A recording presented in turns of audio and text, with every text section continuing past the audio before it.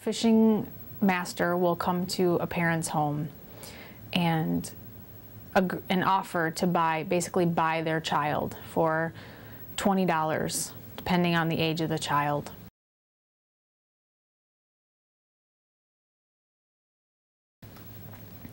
The parents are already strapped for trying to feed the children that they have and provide for them. So oftentimes they will agree because A, they'll get money for it, B, it's one less mouth to feed. And slave masters will often promise the parents that their children will be educated and taught a trade, and that the money that they earn will come back to the family.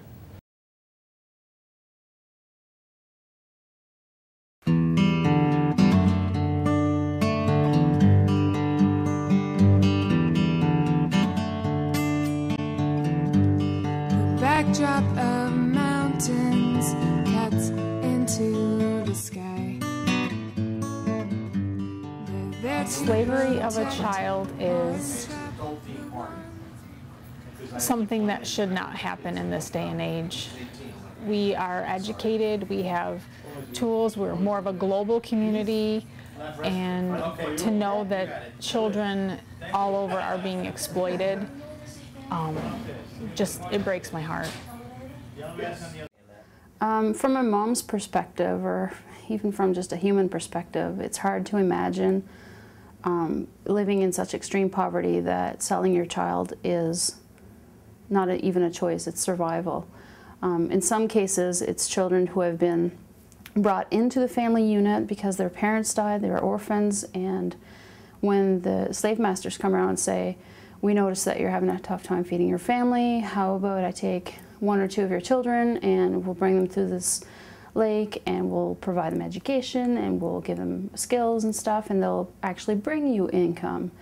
And the parents have limited resources, sometimes they're illiterate, they don't necessarily know that that's not what's going to be happening, and they're faced with a choice. Do I sell my child and take a chance that that's what's going to happen, and giving that child a chance and maybe giving the rest of us a chance to survive, or do I say no? And the choice is survival. They sell the child.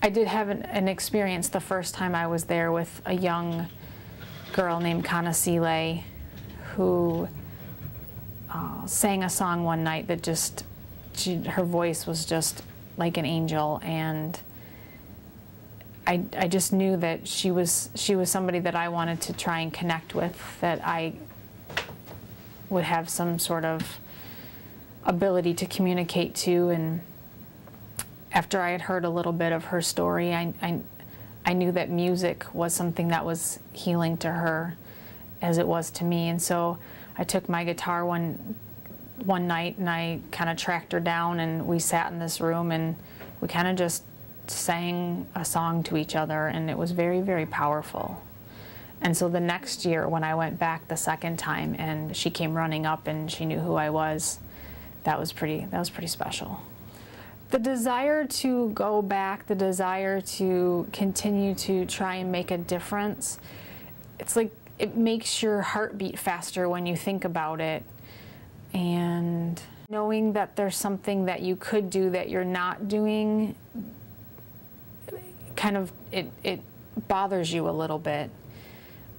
And the only way to kind of make that feeling go away is to do something about it. Travel on, and as we go our separate ways, you can be sure that I have changed, because I've seen the way you live.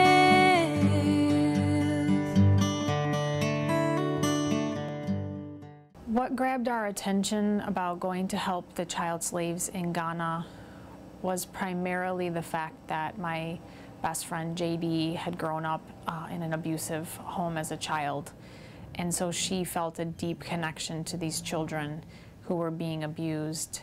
18 years ago, God rescued me from virtual slavery, sexual slavery, and the first 18 years of my life was spent in not the same conditions that these kids are. I'm not, you know, going to even pretend that I know what they're going through, but on a certain level, I do. And having known what that's like, it's become my passion to help other people that are going through the same thing.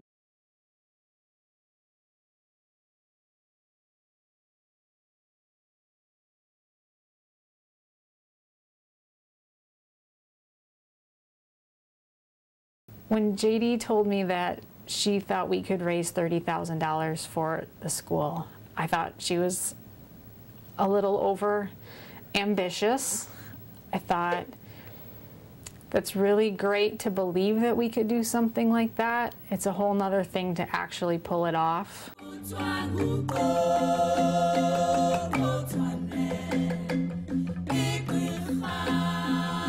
They were in need of a second school already because the first school that they had built is already at capacity. The school is just a building with 3 rooms. And so there's only 3 classrooms. So another school building would be huge to have an additional 3 buildings. They could double 3 classrooms. They could double their capacity. I imagine seeing once the school is built that they will be able to bring in more children off the lake and have adequate housing and education available to these children. They'll also be able to bring in more kids from the local villages for an education, which will help integrate these children who are being rescued back into society, teach them social skills that they wouldn't necessarily learn if they were housed only with other rescued children.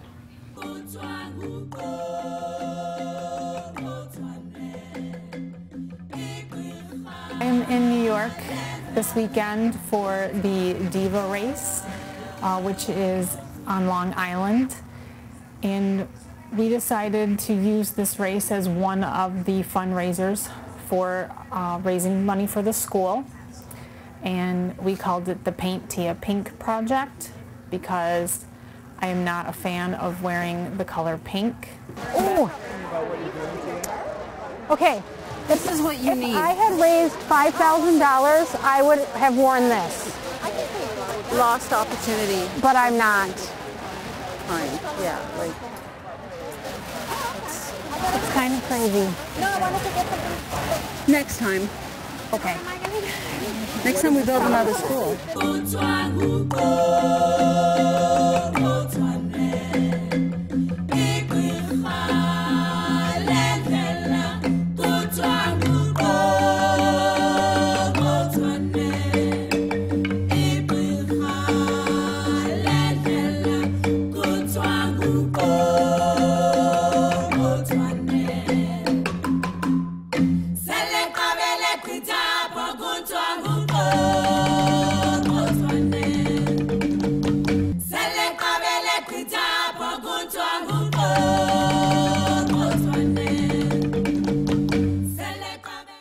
Gone to Africa twice before.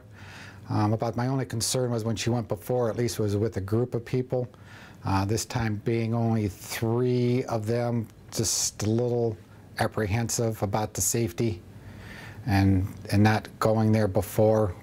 Like I said before, when she went to South Africa, she was with the group, and some of them have already been there, so they knew the routine.